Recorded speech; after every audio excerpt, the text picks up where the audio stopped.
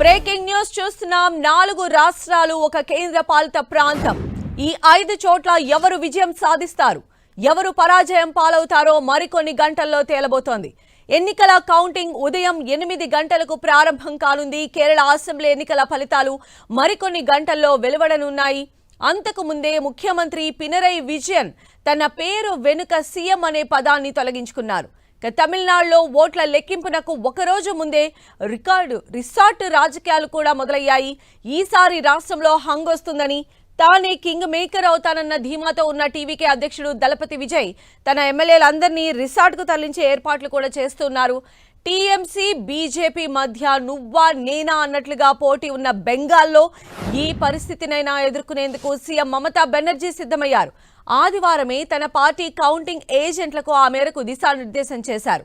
బెంగాల్, అస్సాం, తమిళనాడు, కేరళంతో పాటు కేంద్ర పాలిత ప్రాంతం పుదుచ్చేరి అసెంబ్లీలకు గత నెలలో జరిగిన ఎన్నికల ఫలితాలు ఇవాళ వెలువడనున్నాయి.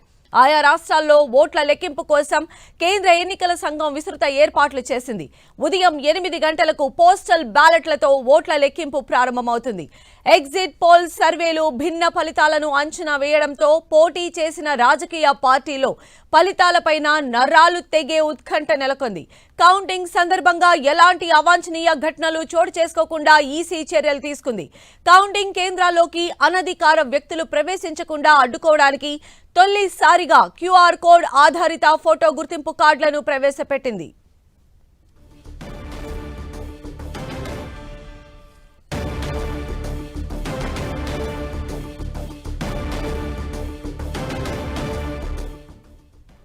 సో ఈరోజు బిగ్ డే, రిజల్ట్స్ డే. మరి ఈరోజు కౌంటింగ్ సంబంధించి అన్ని ప్రక్రియ కూడా సంసిద్ధంగా ఉన్నారు ఎలక్షన్ కమిషన్ అధికారులు. అదేవిధంగా కౌంటింగ్ కేంద్రాల వద్ద కూడా పటిష్ట భద్రతను కూడా ఏర్పాటు చేయడం జరిగింది. 8 గంటల నుంచి కూడా కౌంటింగ్ ప్రక్రియ మొదలు కాబోతోంది. మరిన్ని అప్డేట్స్ కూడా తెలుసుకుందాం. మా ప్రతినిధి గోపి మనకు అందుబాటులో ఉన్నారు. గోపి, సంధ్య, మరి కాసేపట్లో పశ్చిమ బెంగాల్, తమిళనాడు, పుదుచ్చేరి, కేరళ రాష్ట్రాలకు జరిగిన ఎన్నికలకు సంబంధించిన ఓట్ల లెక్కింపు ప్రక్రియ ప్రారంభం కానుంది. ముందుగా 8 గంటలకు పోస్టల్ బ్యాలెట్లను లెక్కిస్తారు. ఆ తర్వాత రౌండ్ల వారీగా ఈవీఎంల లెక్కింపు ఉంటుంది. 824 అసెంబ్లీ స్థానాలకు జరిగిన ఈ ఎన్నికలకు సంబంధించి 2 విడతలుగా కూడా ఈ ఎన్నికలు జరగడం జరిగింది. మరి ముఖ్యంగా ఇటు పశ్చిమ బెంగాల్, తమిళనాడులో గతంలో ఎన్నడూ కూడా లేనటువంటి ఓటింగు శాతం నమోదైన నేపథ్యంలో ఓటర్లు ఎవరిని ప్రసన్నం చేసుకోబోతున్నారన్న పైన కూడా దేశవ్యాప్తంగా కొంత ఉత్కంఠ అయితే నెలకొన్న పరిస్థితి చూస్తూ వచ్చాం. అయితే ఇందులో ఇటు ఏదైతే ఎన్నికల సందర్భంగా మొదటి దశ, రెండవ దశ 2 ఎన్నికల్లో కూడా పశ్చిమ బెంగాల్లో జరిగిన కొన్ని హింసాత్మకమైన ఘటనలు దృష్టిలో ఉంచుకొని ఎన్నికల అధికారులు చాలా కీలకంగా ఈ యొక్క ఓట్ల లెక్కింపు ప్రక్రియను కూడా తీసుకోవడం జరిగింది. అదేవిధంగా ఈ మొదటిసారి క్యూఆర్ కోడ్కు సంబంధించిన ఐడి కార్డులను కూడా ఈసారి మొదటిసారి జారీ చేశారు. అదేవిధంగా ఇటు పశ్చిమ బెంగాల్లో ఇప్పటికే కేంద్ర బలగాలతోటి పహారా కాస్తున్న పరిస్థితి ఉంది. స్ట్రాంగ్ రూమ్ల వద్ద గట్టి బందోబస్తును ఏర్పాటు చేయడం జరిగింది. మరి 8 గంటలకు ఈ ఓట్ల లెక్కింపు ప్రక్రియ ప్రారంభం కానుంది. అయితే భిన్నమైన ఏదైతే ఎగ్జిట్ పోల్స్ వచ్చిన నేపథ్యంలో మరి ఎవరికి పట్టం కట్టబోతున్నారన్న దానిపైన కూడా ఎగ్జిట్ పోల్స్ ఎటు తేల్చలేకపోవడం జరిగింది. ఇటు తమిళనాడు, అదేవిధంగా వెస్ట్ బెంగాల్ 2 ప్రదేశాల్లో కూడా ఇదే విధమైన ఎగ్జిట్ పోల్స్ రావడంతో అసలు ఈ యొక్క ఎన్నిక ప్రజలు ఏ విధంగా చూశారు, ఎవరికి పట్టం కట్టబోతున్నారన్న దానిపైన కొంత ఉత్కంఠ అయితే నెలకొంది. ఇప్పటికే తమిళనాడులో టీవీకే చీఫ్ విజయ్ ఏదైతే ఫామ్ హౌస్ రాజకీయాలకు కూడా తెరలేపడం జరిగింది. ఆయన క్యాండిడేట్స్ అందరినీ కూడా ఫామ్ హౌస్ కు తరలించడం జరిగింది. ఎక్కడ కూడా వాళ్ళంతా కూడా వేరే పార్టీకి కానీ ఇతర నేతలతో ఎవరితో కూడా టచ్ లో ఉండకుండా అన్ని రకాల జాగ్రత్తలు తీసుకున్నారు. మరోవైపు ఇటు వెస్ట్ బెంగాల్ కి సంబంధించి టీఎంసీ వర్సెస్ బీజేపీగా ఈ ఎన్నిక అయితే జరిగిందని చెప్పొచ్చు. మరి ఎగ్జిట్ పోల్స్ కూడా 2 పార్టీలకు కూడా కొన్ని ఎగ్జిట్ పోల్స్ ఎడ్జ్ ఇవ్వడం జరిగింది. స్వల్పమైన మెజారిటీ ఉంటుంది తప్ప భారీ స్థాయిలో ఈ 2 పార్టీలకు కూడా భారీ మెజారిటీ వచ్చే అవకాశాలు లేవనేది కూడా ఎగ్జిట్ పోల్స్ ఇప్పటికే తేల్చి చెప్పాయి. మరి ఇటువంటి నేపథ్యంలో ఇటు వెస్ట్ బెంగాల్లో అధికారంలోకి మరోసారి రావాలనుకుంటున్న టీఎంసీ వస్తుందా, లేదంటే ఈసారి ఏ విధంగా బీజేపీ తన అధికారాన్ని చేజెక్కించుకోవాలనేది భావిస్తున్న నేపథ్యంలో బీజేపీ అక్కడ అధికారాన్ని చేపట్టబోతుందన్న దానిపైన కూడా ఉత్కంఠ నెలకొంది. ఇక కేరళకు సంబంధించి చూస్తే కాంగ్రెస్ పార్టీ కొంత లీడ్లో ఉన్నట్టుగా సర్వేలు అయితే చెప్పడం జరిగింది. సిపిఐ పార్టీ పైన ఉన్న స్వతహాగా అయితే 10 సంవత్సరాల పరిపాలన తర్వాత స్వతహాగా వచ్చే ఈ యొక్క మార్పుకు సంబంధించి కాంగ్రెస్ని ఈసారి ఎన్నుకునే అవకాశాలు ఉన్నట్టుగా కూడా ఇటు ఎగ్జిట్ పోల్స్ చెప్పడం జరిగింది. ఇక పుదుచ్చేరికి అదేవిధంగా అస్సాంకి సంబంధించి ఎన్డీఏనే మరోసారి అధికారంలోకి వచ్చే అవకాశాలు ఉన్నట్టుగా కూడా మెజారిటీ సర్వే రిపోర్ట్స్ అన్ని కూడా చెప్పడం జరిగింది. మరి ఈ నేపథ్యంలో మరి 8 గంటలకు ప్రారంభం కానున్న ఈ ఓట్ల లెక్కింపు మధ్యాహ్నం వరకు ఒక క్లారిటీ వచ్చే అవకాశాలు అయితే కనపడుతున్నాయి. 824 అసెంబ్లీ స్థానాలకు జరిగిన ఈ ఎన్నికల్లో ఏ పార్టీ అధికారాన్ని చేపట్టబోతుంది, ఏ పార్టీ గోపి మనం చూసాం ఇప్పటికే కౌంటింగ్ కి సంబంధించి కూడా చాలా కట్టుదిట్టమైనటువంటి ఏర్పాట్లు చేసింది. ఎస్పెషల్లీ ఈ టగ్ ఆఫ్ వార్గా ఉన్నటువంటి అటు పశ్చిమ బెంగాల్ కావచ్చు, ఇటు తమిళనాడు ఇలాంటి ప్లేసెస్లో అంటే చెదురుమదురు ఘటనలు కూడా ఉండకూడదు అనేటువంటిదిగా ఎన్నికల సంఘం అయితే అన్ని ఏర్పాట్లు చేసింది. కౌంటింగ్ కేంద్రాల వల్ల కూడా పటిష్టమైనటువంటి భద్రతను మనం చూస్తూ ఉన్నాం. మరి షార్ప్ 8 o'clockకి బ్యాలెట్ ఓపెన్ చేసి కౌంటింగ్ ప్రక్రియ స్టార్ట్ అయ్యే విధంగా ఉందనుకోవచ్చు గ్రౌండ్ లెవెల్లో. ఖచ్చితంగా 8 గంటలకు ప్రక్రియ ఓట్ల లెక్కింపు ప్రక్రియ అయితే ప్రారంభం కానుంది. దానికి సంబంధించి ఇప్పటికే అధికారులు అన్ని రకాల ఏర్పాట్లు అయితే చేయడం జరిగింది.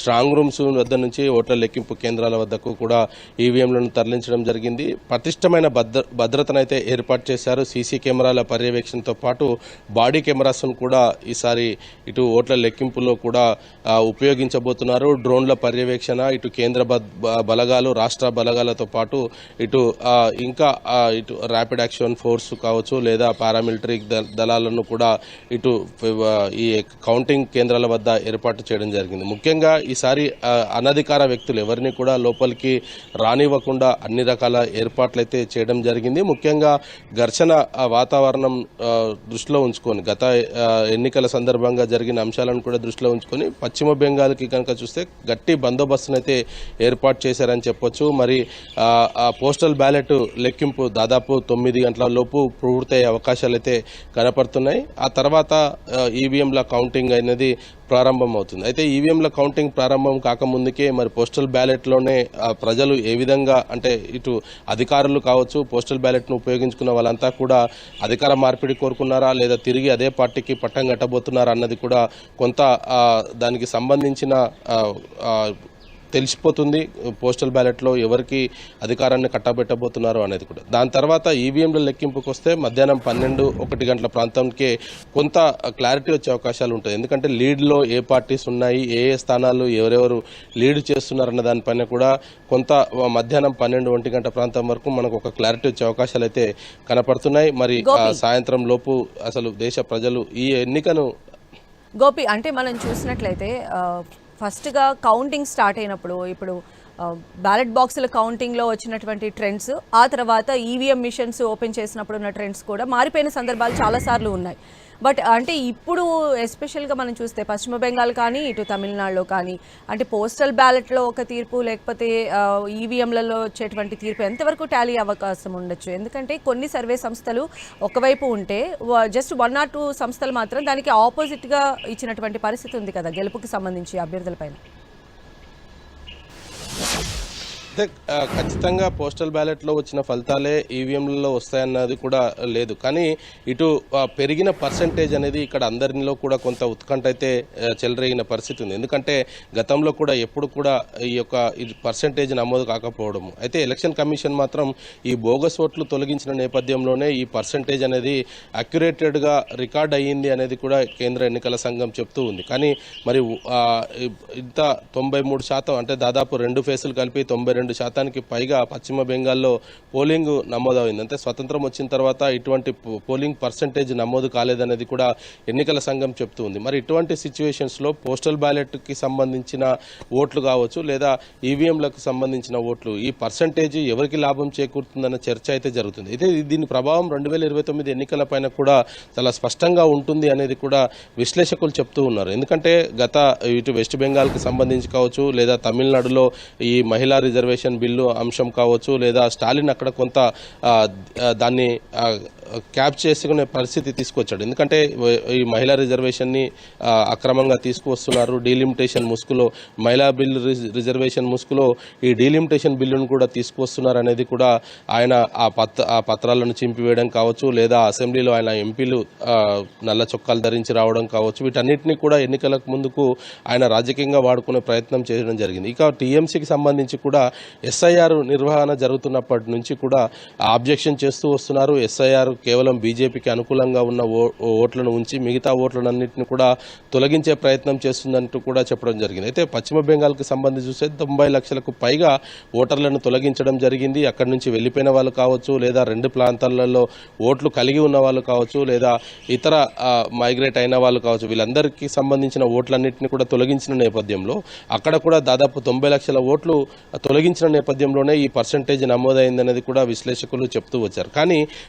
ఈ మూడోసారి అధికారంలో ఉన్న మమత మరి 4వ సారికి ఆమె వస్తుందా లేదా అంటే పశ్చిమ బెంగాల్కి సంబంధించిన గత తీర్పులన్నీ చూస్తే కనుక 20 నుంచి 30 సంవత్సరాలు కూడా ఒకే పార్టీకి అధికారాన్ని కట్టబెట్టిన పరిస్థితులు ఉన్న నేపథ్యంలో ఆమెకు టీఎంసీకి కూడా అధికారాన్ని మరోసారి కట్టబెట్టబోతారు అనేది కూడా కొంత చర్చ జరుగుతుంది. కానీ బీజేపీ మాత్రం ఈసారి మమతా బెనర్జీ తీసుకొస్తున్న అంశాలకు సంబంధించి కావచ్చు, ఆమె తీసుకున్న నిర్ణయాలు కావచ్చు, ప్రజలకు సంబంధించి అనేక అంశాలపైన ఆమె పైన వ్యతిరేకత ఉంది. కాబట్టి ఈసారి బీజేపీ ఖచ్చితంగా వెస్ట్ బెంగాల్ అధికారంలోకి వచ్చి తీరుతామని చెప్తున్నారు. కానీ మరి ఓటర్లు ఎటువంటి జడ్జిమెంట్ ఇవ్వబోతున్నారు? ఈ రోజు మరి 5 రాష్ట్రాలకు సంబంధించి 4 రాష్ట్రాలు, ఒక కేంద్రపాలిత ప్రాంతంలో ప్రజలు ఎవరికి పట్టం కట్టబోతున్నారు అనేది మాత్రం ఈ రోజు తేలబోతుంది.